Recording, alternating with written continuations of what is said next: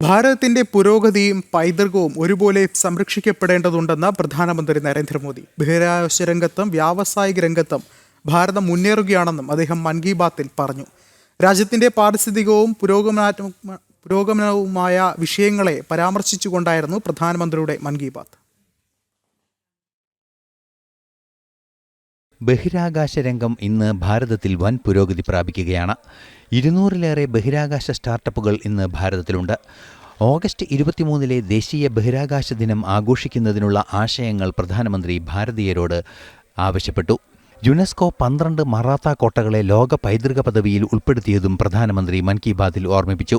ദേശത്തിനു വേണ്ടി മരണം വരിക്കുന്നവർക്ക് ഭയമുണ്ടാകില്ലെന്നും പ്രധാനമന്ത്രി ഖുദിറാം ബോസിന്റെ ജീവത്യാഗത്തെ ഓർമ്മിപ്പിച്ചുകൊണ്ട് പറഞ്ഞു. വിഭജന ദിനം ആയിരുന്നു നമ്മുടെ സ്വാതന്ത്ര്യത്തിന്റെ തലേദിവസം.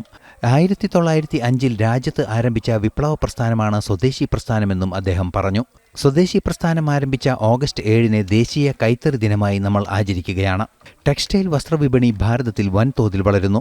രാജ്യത്ത് 3000-ലേറെ ടെക്സ്റ്റൈൽ സ്റ്റാർട്ടപ്പുകളുണ്ട്. ഭാരതത്തിന്റെ വിയർപ്പിൽ സൃഷ്ടിക്കപ്പെടുന്നവയും വാങ്ങുകയും വിപണനം ചെയ്യുകയും വേണമെന്നും അദ്ദേഹം മൻ കി ബാത്തിലൂടെ ആഹ്വാനം ചെയ്തു. ഒഡീഷയിലെ രാധാകൃഷ്ണ മണ്ഡലി എന്ന നാടോടി ഗാനശാഖ സംരക്ഷിക്കാൻ ജീവിതം മാറ്റിവെച്ച പ്രമീള പ്രധാൻ മൻ കി ബാത്തിൽ പരാമർശിക്കപ്പെട്ടു. തമിഴ് സുവാഡിയിയാൽ എന്ന പുരാണ ഗ്രന്ഥയോല സംരക്ഷണ പദ്ധതിയെ പ്രധാനമന്ത്രി വിശദീകരിച്ചു.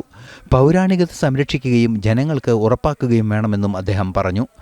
ആസാമിലെ ഖാസിരംഗ നാഷണൽ പാർക്കിൽ ശബ്ദം റെക്കോർഡ് ചെയ്ത് പക്ഷി സെൻസസ് നടത്തിയതും അദ്ദേഹം പരാമർശിച്ചു.